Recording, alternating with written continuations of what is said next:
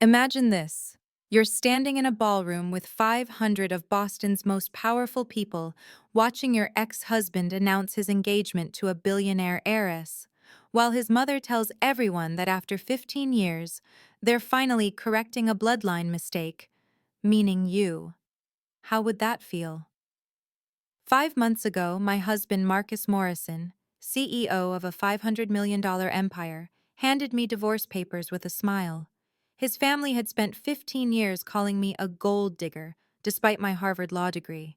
Now he was free to marry Victoria Ashford, someone worthy of the Morrison name.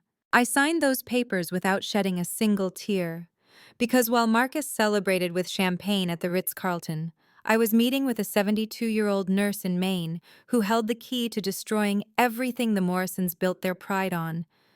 My name is Delilah Dixon. I'm 42 years old, and this is the story of how a simple DNA test transferred a $500 million empire to the woman they threw away like trash 45 years ago.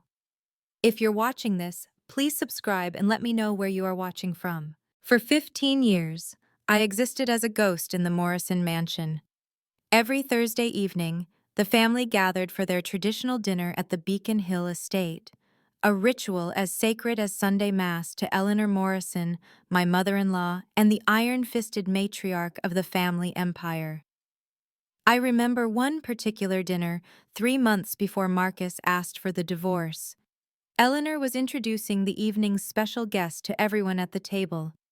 "This is Victoria Ashford, daughter of our most valuable banking partner," she announced, her hand resting warmly on Victoria's shoulder.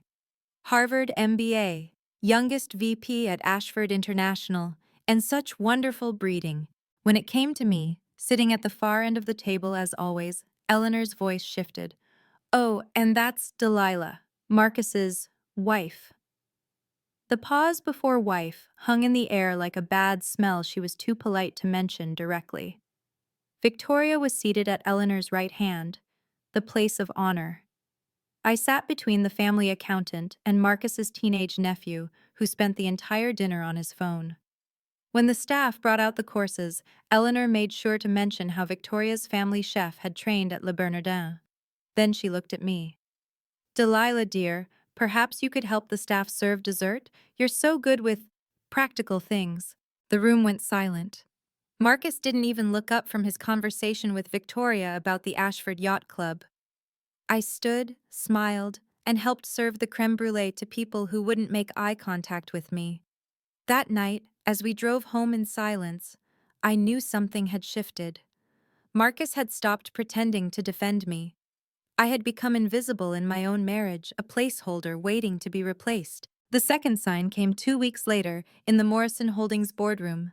I had spent 3 months crafting the merger agreement with the Hartley Group, a deal worth $50 million that would expand Morrison's reach into 3 new states.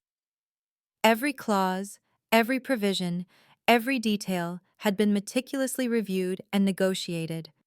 I'd worked 18-hour days, missed Emma's school play, and canceled my own birthday dinner to get it done. The morning of the announcement, Marcus stood before the board of directors, holding the leather-bound contract I'd prepared. "Ladies and gentlemen," he said, his voice full of pride, "I'm pleased to announce that after months of my negotiations, we've secured the Hartley merger. Not one mention of my name, not one acknowledgement of my work." David Morrison, Marcus's younger brother and the company's CFO, actually laughed. He leaned over to the board member next to him, loud enough for me to hear from my seat in the back corner. "Marcus's wife is good at something after all. She knows when to stay quiet." I sat there, hands folded in my lap, watching my husband take credit for my sleepless nights. The board members congratulated him. They shook his hand. They praised his business acumen. And Marcus? He basked in it all, never once glancing in my direction. Later, in his office, I asked him why he didn't mention my contribution. He looked at me like I was a child asking why the sky was blue. "A Morrison wife knows her place, behind her husband, never beside him. That's how my mother did it. That's how it's done." That afternoon, I made my first call to a divorce attorney. Not to file, but to understand my options. Something was coming. I could feel it. The stakes became crystal clear the day Marcus finally asked for the divorce. We were in his study, the same room where he'd proposed 16 years earlier. Now, instead of champagne and roses, there were legal documents and threats.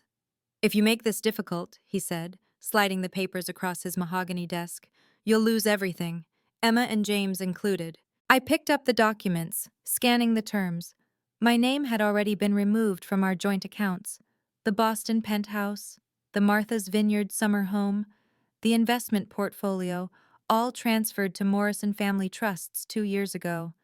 I'd been signing papers he put in front of me, trusting my husband. What a fool I'd been. "The children need stability," Marcus continued, his tone as casual as if discussing the weather. "Morrison's stability, not some working mother who can barely make partner at a mid-tier law firm." The law firm, Brennan and Associates, had just landed Morrison Holdings as their biggest client, worth $3 million annually in billing. My boss, Richard Brennan, had made it clear that keeping the Morrisons happy was now the firm's top priority. "Sign quietly," Marcus said, "or you'll never see Emma and James graduate. My mother has 3 judges in her pocket, and you know it." He was right. Eleanor Morrison's charity galas had funded half the judicial campaigns in Massachusetts. Her reach extended into every courtroom, every law office, every corner of Boston's legal world. I looked at the divorce papers again. Standard no contest clause, minimal alimony, supervised visitation with my children. After 15 years of marriage, I was being erased like a typo in a contract. "I need time to review these with my attorney," I said. Marcus smiled. "You have until Monday. Sign them or I file on grounds of abandonment. Your choice." The pressure came from every direction. Richard Brennan called me into his office the next morning, his usually warm demeanor replaced with corporate coldness. "Delilah, I hear there might be some personal complications with the Morrison account," he said, not meeting my eyes. "I trust you'll handle things professionally. We can't afford to lose them." Translation: don't fight the divorce. My supposed friends were even less subtle. Jennifer Walsh, whose daughter attended the same private school as Emma, canceled our lunch with a text. "So sorry, scheduling conflict." Sarah Martinez, my tennis partner for 5 years, suddenly had a full calendar. Even my hairdresser mysteriously had no openings for the next 3 months. The Morrison name was poison, and anyone who stood with me against them would be infected by association. The worst moment came when Emma, my beautiful 16-year-old daughter, found me crying in the kitchen. "Mom, why does Grandma Eleanor hate you?" she asked, her voice small and confused. "She told me you're trying to destroy our family, that you're jealous of Dad's success." I pulled her close, smelling her vanilla shampoo, feeling her trembling. "Baby, sometimes adults make things complicated. But I love you and James more than anything in this world." "Then why won't you just sign the papers?" she asked. "Dad says if you really loved us, you'd want us to be happy." My heart shattered. They'd weaponized my own children against me. That evening, alone in the guest bedroom of what was still technically my home, my phone buzzed. Unknown number. Area code 207. Maine. I almost didn't answer. But something, call it instinct or desperation, made me pick up. "Mrs. Dixon, my name is Margaret Hayes. I was your father-in-law's nurse. There's something William wanted you to know." Saturday morning, Marcus cornered me in the kitchen while the kids were at their swimming lessons. "Sign it, today. I need time to review." "There's nothing to review." I set down my coffee cup, keeping my voice steady. "Even Morrison Holdings reviews contracts before signing." His jaw tightened. "You're not Morrison Holdings." "No, I never was I?" He slammed his hand on the marble counter, making me flinch. "Stop playing games, Delilah." "I'm not playing anything. I'm following standard legal protocol." "Standard?" He laughed, sharp and bitter. "You think you're in a position to demand anything standard?" I think I'm entitled to read what I'm signing. Entitled. He moved closer, his cologne. Tom Ford. I'd bought it for him last Christmas. Suddenly suffocating. You've been living off Morrison money for 15 years. That ends now. Morrison money I helped earn. That merger with Hartley? My work. Your work? His face reddened. You did what any paralegal could do. Then hire a paralegal next time. There won't be a next time. His voice dropped, dangerous. Sign the papers, or I'll make sure you never practice law in Boston again. I met his eyes. Is that a threat? It's a promise. My mother owns this city. Your mother. I picked up my coffee again, surprised my hands weren't shaking. Your father would have handled this differently. Something flickered across his face. Pain, anger, before his expression hardened. My father is dead, and he always said you weren't really one of us anyway. The doorbell rang before I could respond. Marcus frowned. We weren't expecting anyone. I walked to the door, Marcus following. Through the peephole, I saw a FedEx delivery person. The package was addressed to me, from Maine. Monday afternoon. Marcus had given me an ultimatum, sign by 5 p.m. or face his lawyers. At 2 p.m., I sat in the conference room at Brennan & Associates, the divorce papers spread before me, when she walked in. Victoria Ashford, Chanel suit, Louboutin heels, and a diamond engagement ring that caught the light like a small sun. 3 carats at least. I wanted to meet the woman who's been holding Marcus back, she said, settling into the chair across from me without invitation. I think you have the wrong room, I said, keeping my voice professional. This is a private meeting. Oh, I know exactly where I am. She smiled, perfect veneers gleaming. Marcus asked me to stop by. Make sure you're being reasonable. How thoughtful of him. She leaned forward, her perfume, something French and expensive, filling the space between us. You know, I actually feel sorry for you. It must be exhausting, pretending to belong in a world that was never yours. Is there a point to this visit? The point is that Marcus and I are getting married at St. Patrick's Cathedral next spring. The governor will officiate. The Ashford and Morrison families will finally unite. She examined her manicure. It's what should have happened 15 years ago, before Marcus's little rebellion. His rebellion? Marrying beneath him. Her eyes met mine, cold and calculating. But don't worry, we'll send you an invitation. Staff entrance, of course. I stood, gathering the papers. I think we're done here. Sign the papers, Delilah. Take the money and disappear. It's more than someone like you deserves anyway. As she swept out, her heel caught on the carpet. She stumbled, just slightly, but enough to crack that perfect composure. Careful, I said.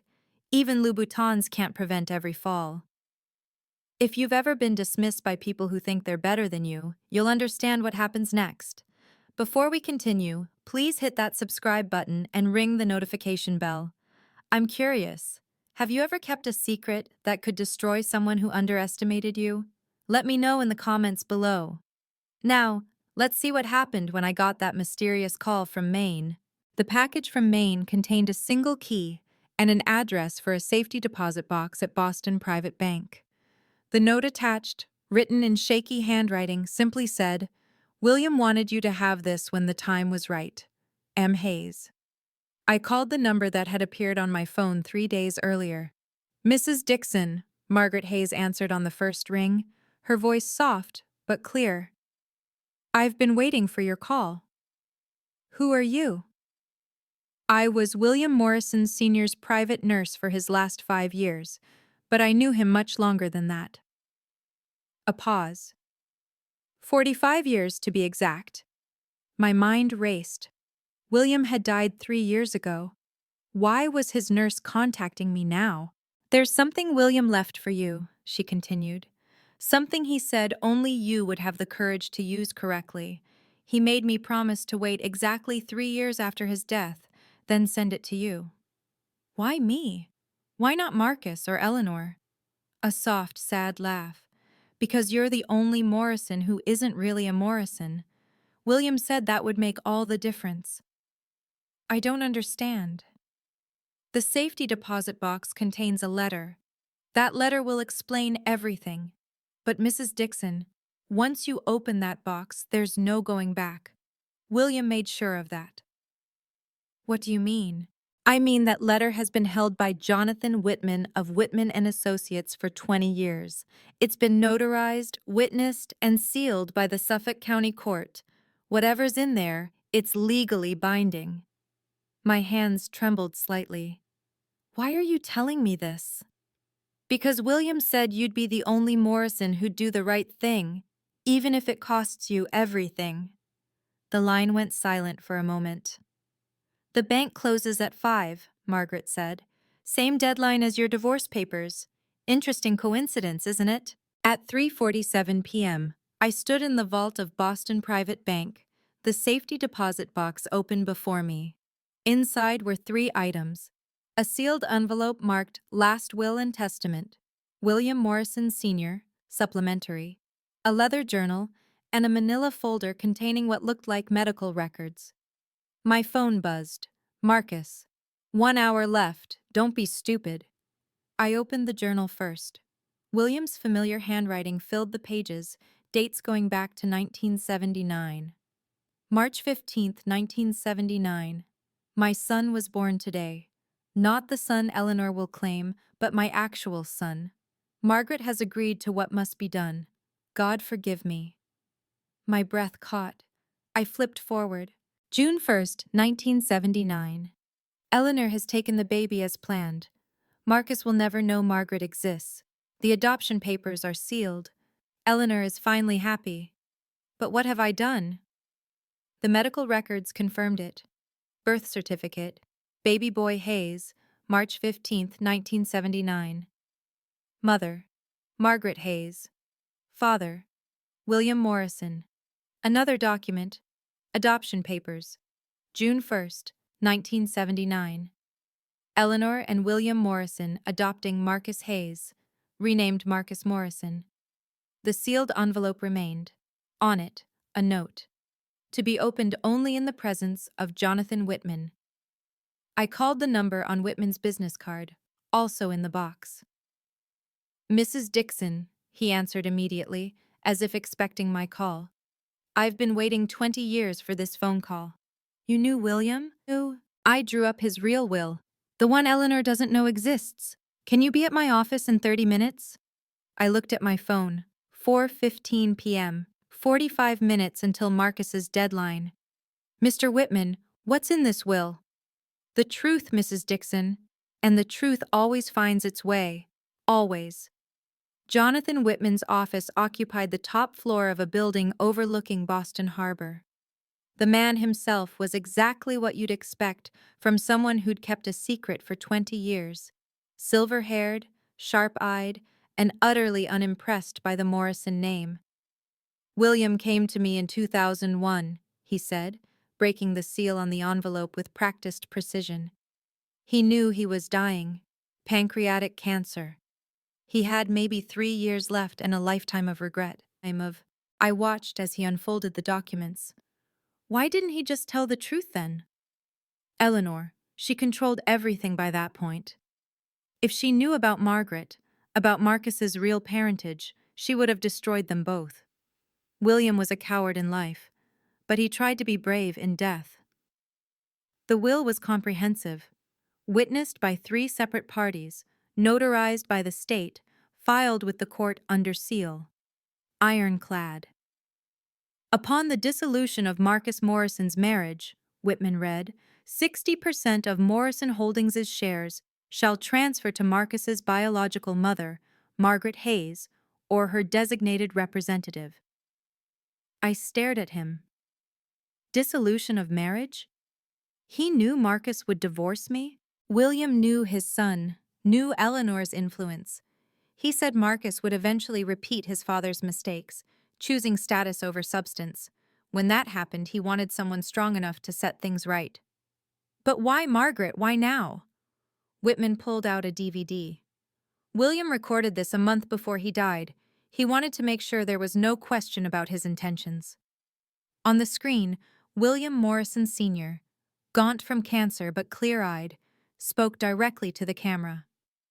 I, William Morrison Sr., being of sound mind, do hereby confirm that Marcus Morrison is the biological son of Margaret Hayes, born March 15, 1979.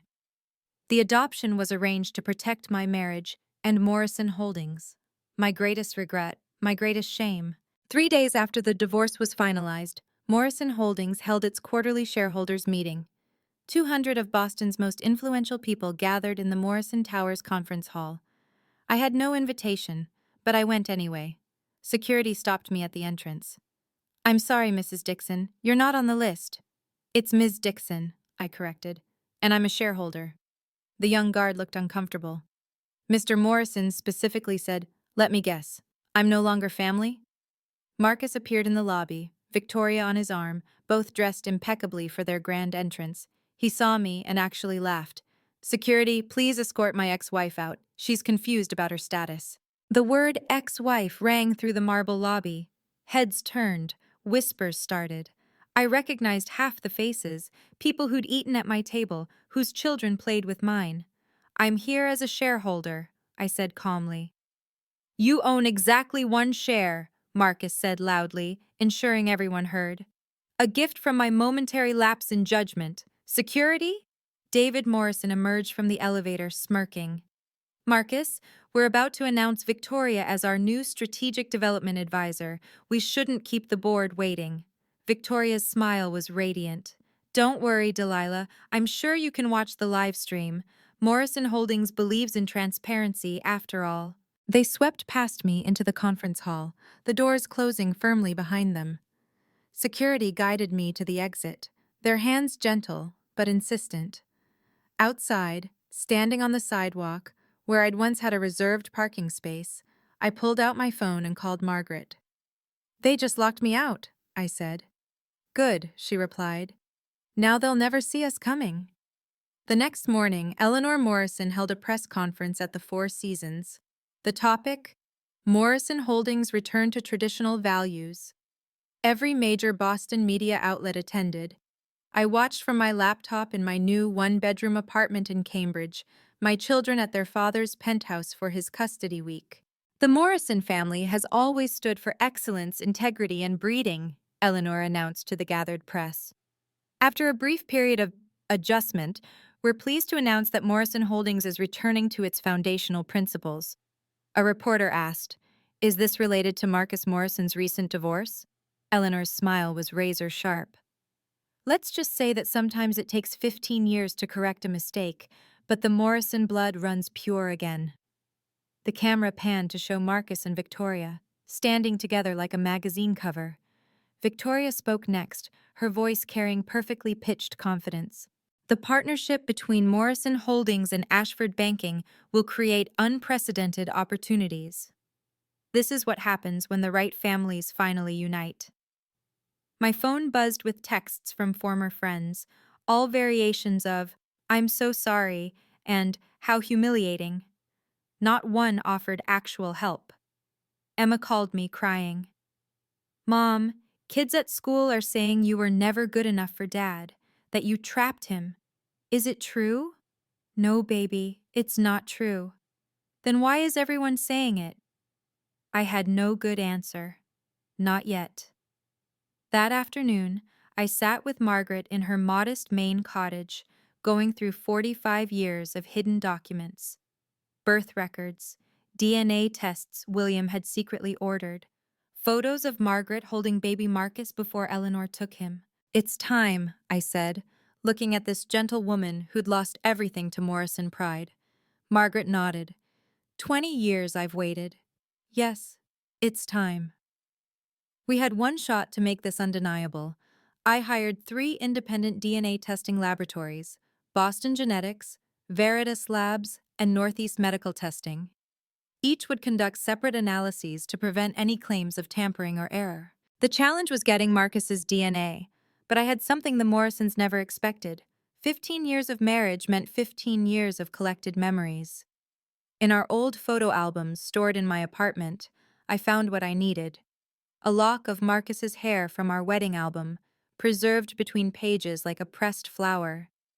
I'd saved it after his first haircut as a married man, a sentimental gesture he'd mocked at the time. Margaret provided blood samples to all 3 labs. We paid for expedited testing, chain of custody documentation, and legal verification. Each result would be notarized and authenticated with tamper-proof QR codes. While we waited, Jonathan Whitman prepared the legal framework. "The Morrison Annual Gala is in 2 weeks," he said. "500 guests, full media coverage. If we're going to do this, that's our stage. Can they stop us?" "They can try, but I've got a court order ready. Judge Harrison owes me several favors, and he has no love for Eleanor Morrison after she tried to primary him 3 years ago." The DNA results arrived simultaneously, as requested. All 3 labs confirmed the same result: 99.97% probability of maternal relationship between Margaret Hayes and Marcus Morrison. I stared at the reports, thinking about Emma and James, about the family explosion this would cause.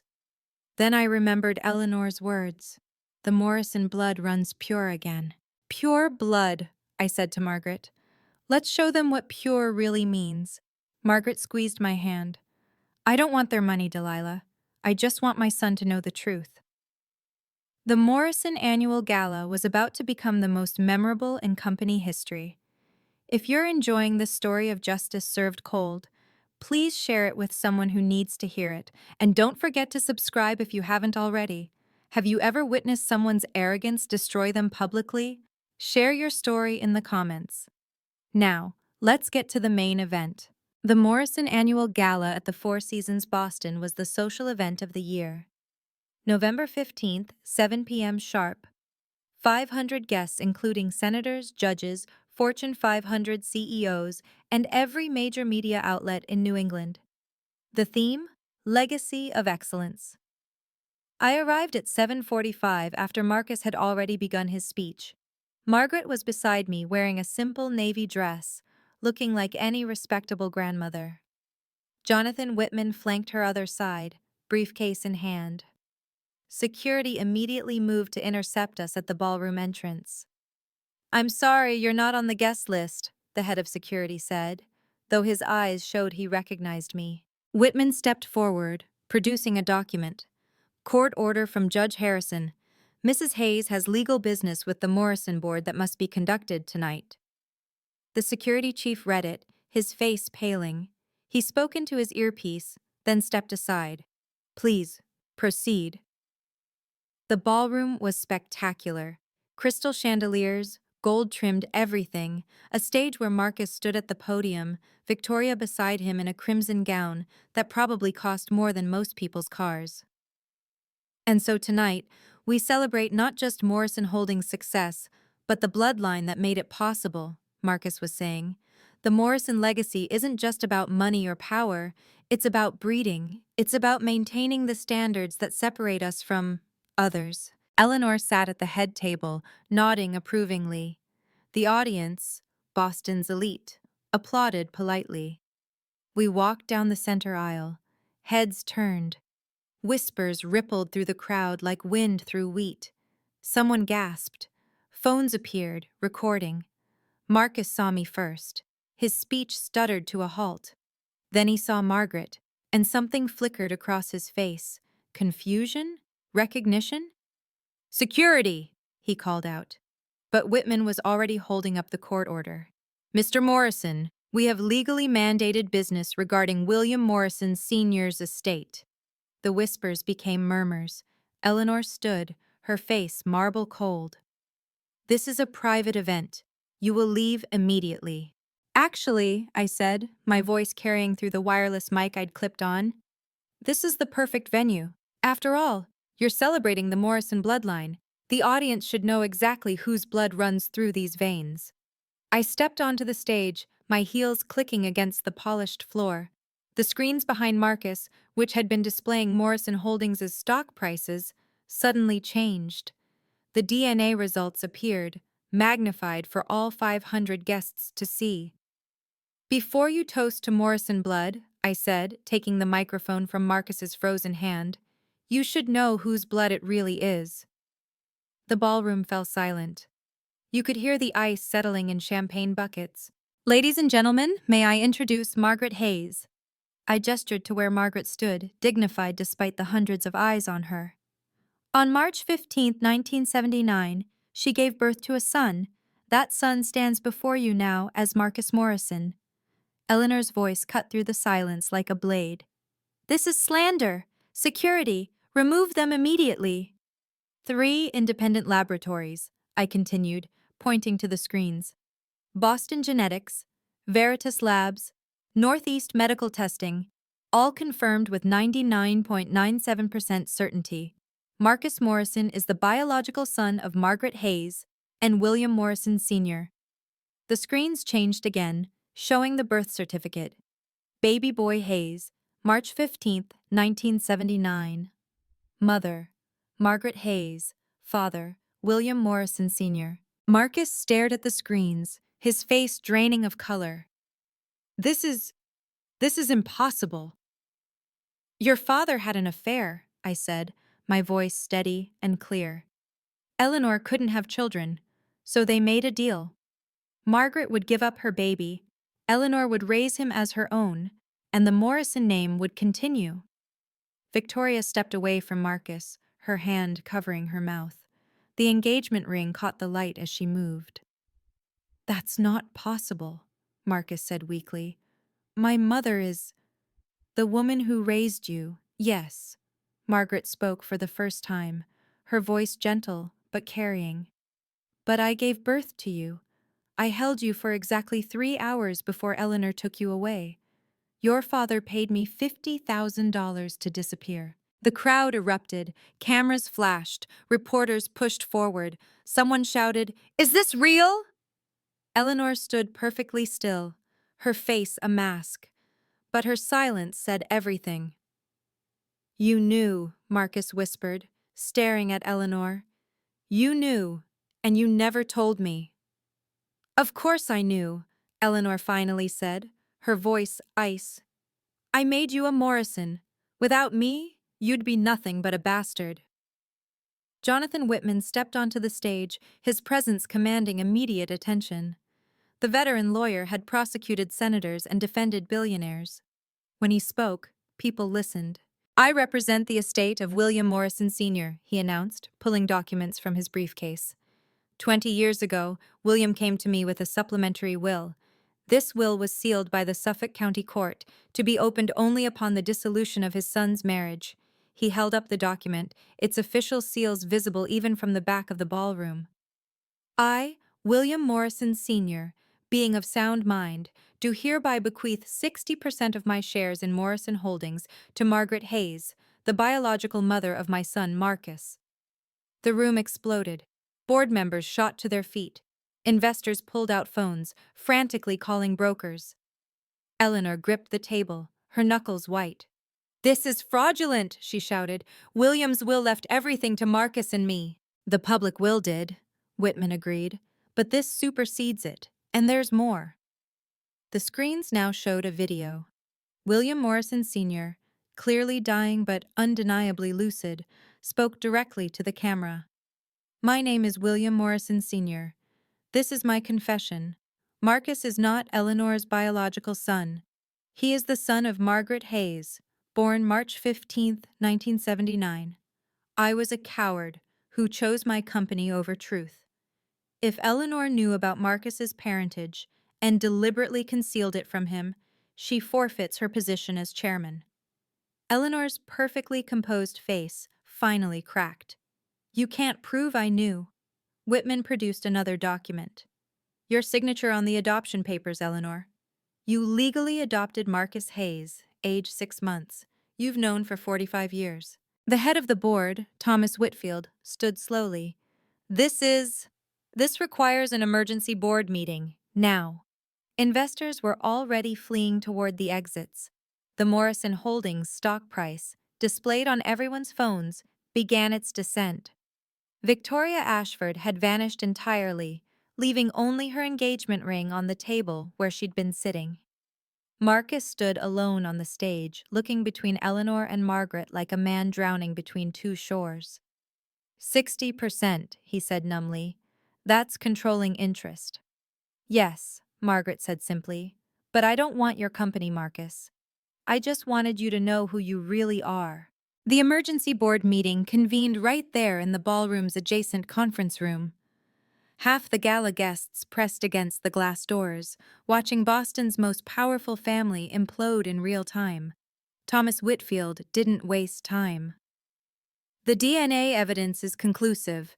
The will is legally binding. Eleanor, do you dispute that you knew Marcus was adopted? Eleanor's silence stretched for 10 seconds. 20. Her lawyer whispered urgently in her ear. I do not dispute it, she finally said. Then according to the supplementary will's terms, you forfeit your position as chairman, effective immediately. This is a coup! Eleanor stood, her composure finally shattering. That woman is nothing. A nobody nurse who seduced my husband. That woman, Whitfield said coldly, now owns 60% of this company. Meanwhile, Victoria Ashford was already in the lobby speaking to reporters. I've been deceived, she said, tears perfectly timed. The Morrison family presented themselves as something they're not. The engagement is obviously over. She slipped off the 3-carat ring and handed it to a waiter. Please return this to Mr. Morrison, or Mr. Hayes, whatever his name really is.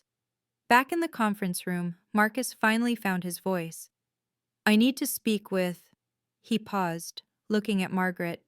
With her. Alone. But Margaret shook her head. Not yet.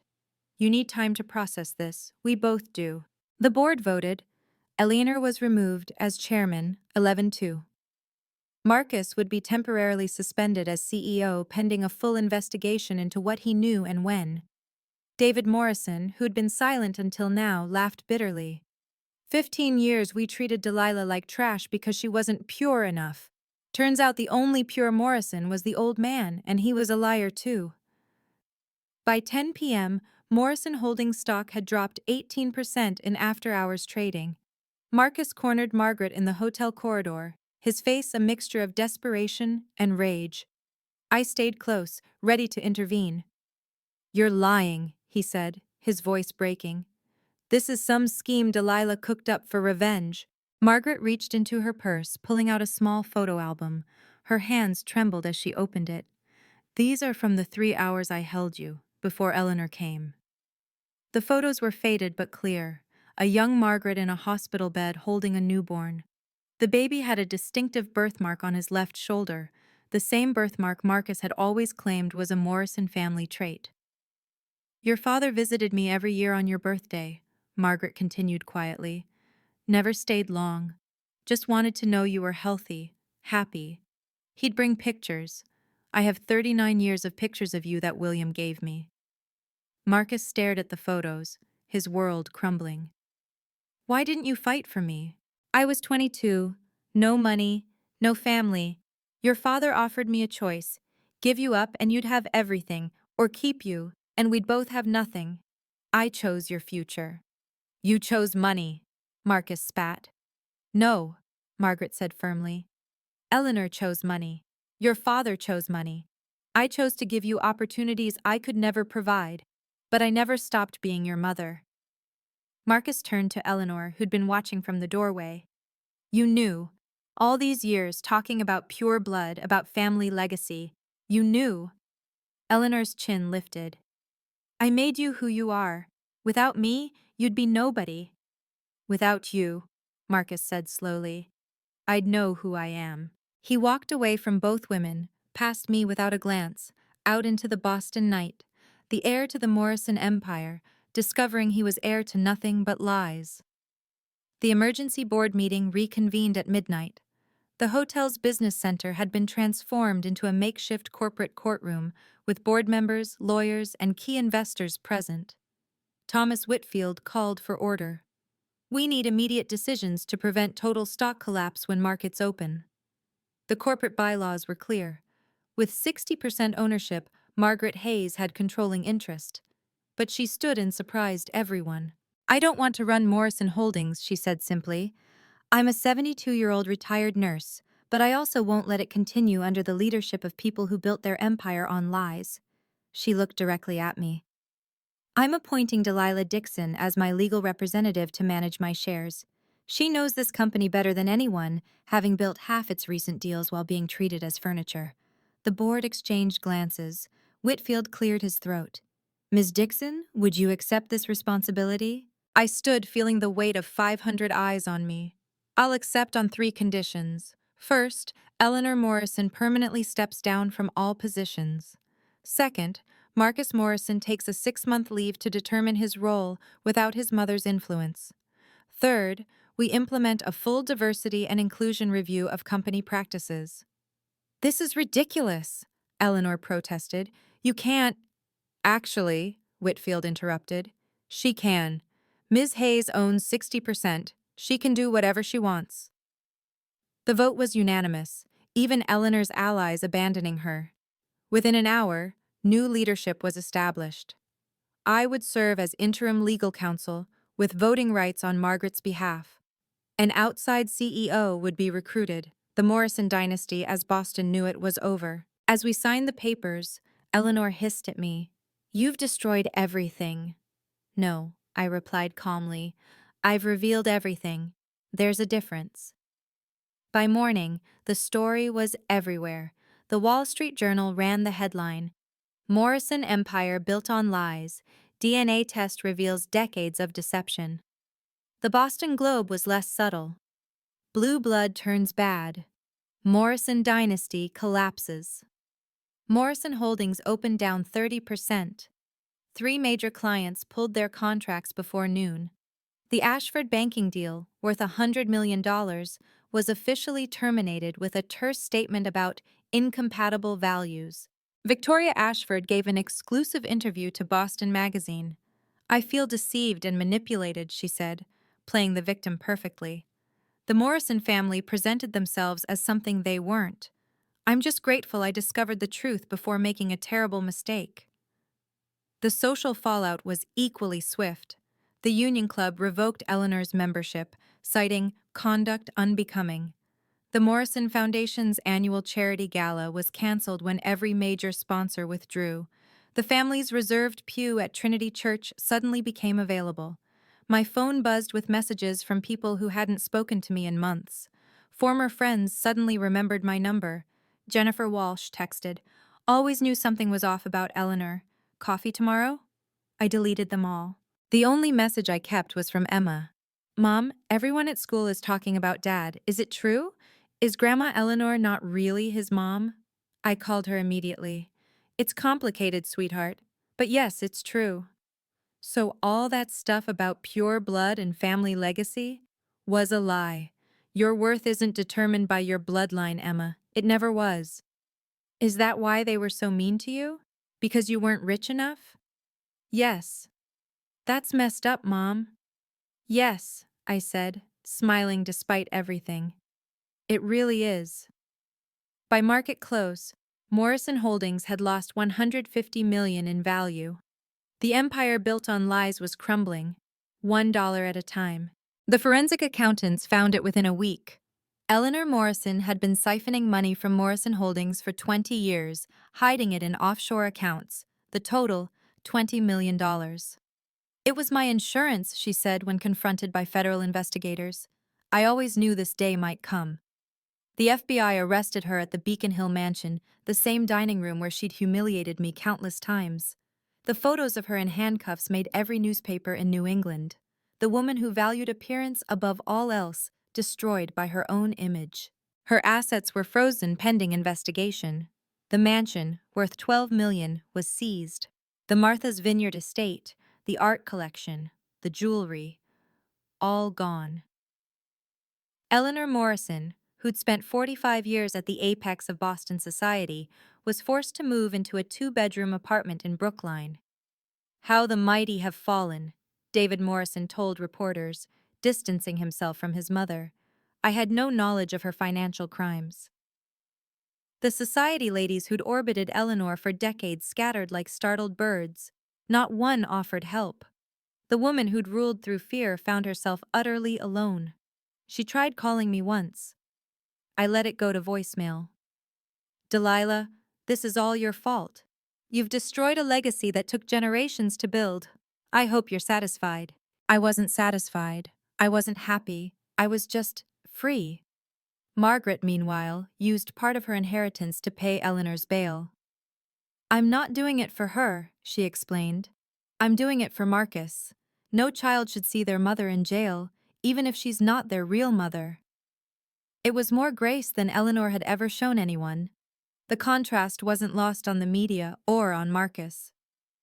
2 weeks after the gala, Marcus showed up at my Cambridge apartment. He looked haggard, unshaven, wearing jeans and a Boston College sweatshirt instead of his usual Italian suits. Can we talk? He asked. I let him in but didn't offer coffee. Some gestures were beyond me. I was wrong, he started. About everything. About you. About what matters. 15 years too late for that conversation, Marcus. He nodded, accepting the hit. I know, I need you to know that I see it now. How Eleanor poisoned everything. How I let her. You didn't just let her. You participated. Enthusiastically. You're right. He slumped in the chair where he used to sit when we were happy, a lifetime ago. Victoria left me. The board wants me gone. My mother, Eleanor, won't speak to me because I acknowledged Margaret. And Margaret, I don't know how to talk to her.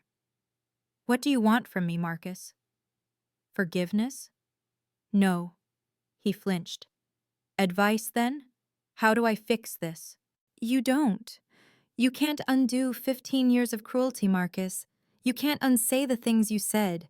You can't give back the time you stole from our children by poisoning them against me. Then what do? I looked at this man I'd once loved, now just a stranger wearing a familiar face. You start over.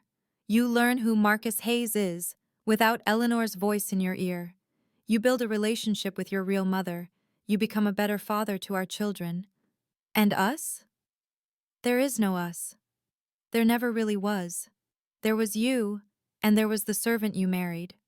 That's all I ever was to you. He left without arguing. For once, he had no rebuttal to the truth. Margaret Hayes didn't want the money. She took $10 million, enough to be comfortable, and put the rest into a foundation for nursing students from working-class families. The Margaret Hayes Nursing Scholarship, she announced at a small press conference, for young women who want to serve others but can't afford the education. She kept her cottage in Maine but bought a small apartment in Boston to be closer to Marcus. Their relationship was tentative, fragile, like learning to walk after decades of paralysis. He comes for dinner on Sundays, she told me over tea. We don't talk about Eleanor. We talk about his childhood, the things he loved before she taught him to hate. He's remembering who he was before he learned to be cruel. Emma and James met their biological grandmother on a rainy Thursday afternoon. Emma, ever direct, asked, "Why didn't you fight for our dad?" Margaret's answer was simple and honest. Because I was young and scared and alone, but I never stopped loving him. Love doesn't always mean holding on. Sometimes it means letting go. James, my sensitive 13-year-old, hugged her. You're not alone now, Grandma Maggie. The name stuck. Grandma Maggie, who taught them to make apple pie from scratch and told them stories about their father as a baby, became the grandmother they'd never had. Eleanor had given them criticism and expectations. Margaret gave them warmth and acceptance. Marcus watched from the doorway during one of these visits, tears on his face. She's everything Eleanor wasn't, he said quietly. She's everything Eleanor wouldn't let her be, I corrected. The truth, as always, made all the difference. The custody arrangement required renegotiation. I sat across from Marcus in the mediator's office, our lawyers flanking us like bookends. I want equal time with our children, Marcus said. Then earn it. 6 months of supervised visitation first. Prove you can be a father without Eleanor's influence. That's harsh. That's consequences. You let your mother poison our children against me. Emma asked me if I trapped you into marriage. James wondered if I was really a gold digger. You did that? The mediator, a grandmother herself, didn't hide her disapproval of Marcus. The final agreement reflected it. Supervised visitation for 3 months, then graduated increases based on the children's comfort level. And another thing, I added, no introducing romantic partners until the children are ready. They've had enough upheaval. Marcus agreed to everything. He had no leverage left.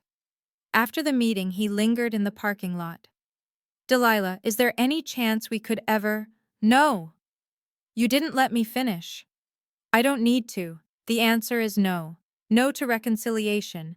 No to friendship beyond co-parenting. No to pretending the last 15 years didn't happen. I've changed. Maybe, but I've changed too. I'm no longer the woman who accepts crumbs and calls it a feast. I'm no longer willing to shrink myself to fit into spaces too small for my spirit. I loved you once. No, Marcus. You loved having someone to look down on. That's not love. That's ownership. I drove away, leaving him standing in the parking lot of his own consequences. My phone rang. A potential client wanting representation against their own toxic family situation. Dixon and Associates, I answered. How can I help you reclaim your power? Dixon and Associates opened its doors 6 months after the Morrison collapse. I'd used my settlement money, not Margaret's, to lease office space in a building overlooking the Charles River. Not the fanciest address, but it was mine. The practice specialized in what I knew best: family law with a focus on financial abuse and inheritance disputes, women who'd been erased from family businesses, children cheated out of rightful inheritances, spouses whose contributions were invisible until divorce revealed the truth. My first client was a doctor whose husband's family claimed her practice was marital property, despite her building it before marriage. We won. The second was a son discovering his stepmother had manipulated his dying father into changing his will. We got it overturned. Word spread. The woman who'd brought down the Morrisons became Boston's go-to attorney for the overlooked and underestimated. Mom, you're kind of famous, Emma said, showing me a Boston magazine profile titled "The Lawyer Who Destroyed a Dynasty and Built Her Own." Not destroyed, I corrected. Revealed. There's a difference. By year's end, Dixon and Associates had 50 clients and 10 employees. Revenue hit $3 million. I hired 2 junior partners, both women who'd been passed over at white shoe firms for not being the right fit. Marcus sent a congratulations note when the magazine profile came out. I didn't respond. Eleanor tried to sue me for defamation. The case was dismissed with prejudice, the judge noting that truth is an absolute defense. James asked me one evening, "Mom, are you happy now?" I thought about it. I'm free, sweetheart. Free is better than happy. Free is the foundation everything else builds on. He hugged me. I'm proud of you, Mom. Worth more than all the Morrison millions combined. A year later, I stood before a packed auditorium at Harvard Law School, invited to speak about power, privilege, and justice. The girl from a middle-class family who'd been deemed not good enough was now teaching the next generation of lawyers. Your worth isn't determined by their acceptance, I told the students. The Morrison family had everything: money, status, power, but they built it on lies. When the truth came out, it all crumbled. Because here's what privilege doesn't want you to know: authenticity is the only real power. In the audience, I spotted Margaret smiling proudly. Beside her, surprisingly, sat Marcus. Changed, humbled, but present.